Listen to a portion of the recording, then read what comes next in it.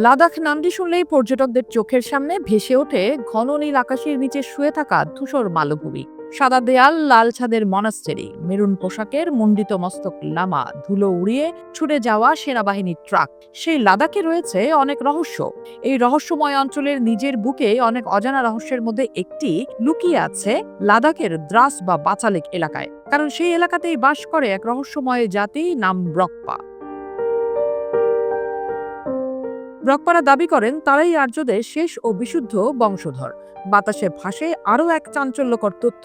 বিশুদ্ধ আর্য বীর্যের আশায় নাকি ব্রকপা পুরুষদের কাছে ছুটে আসেন ভিনদেশী নীলনয়না সুন্দরীর দল, যারা আর্য জাতির বিশুদ্ধ জিন ও সংস্কৃতি রক্ষা করে চলেছেন ৫,০০০ বছর ধরে। ৫,০০০ বছর আগে মধ্য এশিয়ার স্টেপ অঞ্চল থেকে লাদাখের এই এলাকায় সরাসরি চলে এসেছিল ব্রকপারা।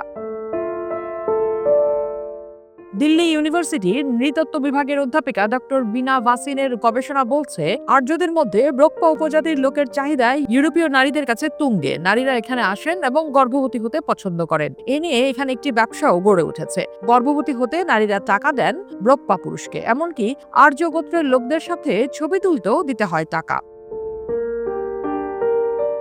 কার্গিল থেকে ৭০ কিলোমিটার দূরে অবস্থিত এই গ্রামটির নাম হলো আর্য উপত্যকা। এখানকার পুরুষেরা নীল চোখের সাথে চেহারায় অন্যান্য পুরুষদের থেকে আলাদা এবং স্বাভাবিকের চেয়ে লম্বা। এটি বিশ্বাস করা হয় যে ব্রকপা উপজাতির লোকেরা আলেকজান্ডার দ্য গ্রেটের সেনা দলের সদস্য ছিলেন। আলেকজান্ডার দ্য গ্রেট যখন ভারতে পরাজিত হয়ে ফিরে যাচ্ছিলেন, সেই সময় তার সেনাবাহিনীর কয়েক সৈনিক আর ফিরে না গিয়ে ওই গ্রামেই থাকতে শুরু করে দেয়। ওই এলাকার পরে নাম হয় আরিয়ান ভ্যালি বা আর্য গ্রাম। এই গ্রামে যারা বসবাস শুরু করেন তারা ব্রকপা জনপদের সদস্য হিসেবে পরিচিত হন। তাদেরকেই আলেকজান্ডার সেনাবাহিনীর বংশধর হিসেবে ধরা হয়। দাবি করা হয় যে আজও আর্য উপত্যকায় ২,০০০-এরও বেশি আর্য মানুষ রয়েছেন। নারীরা বিশ্বাস করেন এই দীর্ঘকায় পুরুষালী চেহারা এবং নীল রঙের চোখের অধিকারী পুরুষদের মাধ্যমে গর্ভবতী হলে আলেকজান্ডার দ্য গ্রেটের মতো সন্তান জন্ম দেবেন।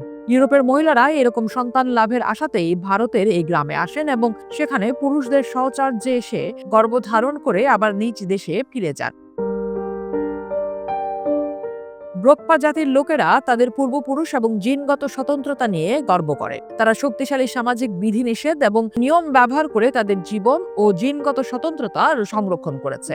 আর্য জাতির বিশুদ্ধ জিন ও সংস্কৃতি ধরে রাখতে এই হানু গ্রামের বেশিরভাগ মানুষ আজও পা রাখেন না উপত্যকার বাইরে, কারণ এদের জীবন আবর্তিত হয় গ্রাম ও উপত্যকাটিকে ঘিরে।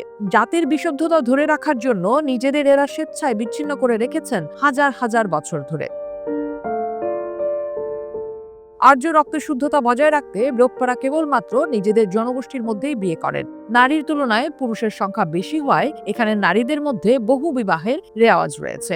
এখন অবশ্য আধুনিক ব্রকপারা অন্য গোষ্ঠীতেও বিয়ে করছেন, তবে সেক্ষেত্রে তাদের ঠাঁই হয় অন্য গ্রামে। যদিও জনপরিসরে এই কথাগুলো সাধারণ গ্রামবাসী প্রকাশ করতে চান না। তারা মনে করেন পর্যটক টানতে এটি ব্রকপাদের একটি কৌশল মাত্র। ব্রকপাদের জীবনযাত্রার অন্যতম উপকরণ হলো ফুল। প্রত্যেকটি বাড়িকে ঘিরে আছে ফুলের বাগান, বাড়ির জানালাতেও বসানো ফুলের টব। অন্দরমহলের সাজসজ্জাতেও ফুলের উপস্থিতি নজর কাড়ে। ব্রকপারা কথা বলে ইন্দো ইরানীয় শাখার দার্দিক উপভাষার অন্তর্গত সিনা ভাষায়, তবে এলাকায় সেনাবাহিনীর উপস্থিতির কারণে একটু একটু হিন্দিও বলতে পারেন তারা। ব্রকপাদের জীবিকা নির্বাহের প্রধান দুটি মাধ্যম হলো কৃষি ও পশুপালন। সিন্ধুর জলে পুষ্ট উপত্যকায় ব্রকপারা চাষ করে বার্লি, বাজরা, আলু, পেঁয়াজ, মূলো, টমেটো, শালগম, ফুলকপি, এপ্রিকট ও আঙ্গুর। পাহাড়ি উপত্যকায় চড়ায় ভেড়া, ছাগল আর ইয়াক। লম্বা সুঠাম চেহারার ব্রকপারা সাজতে খুব ভালোবাসে।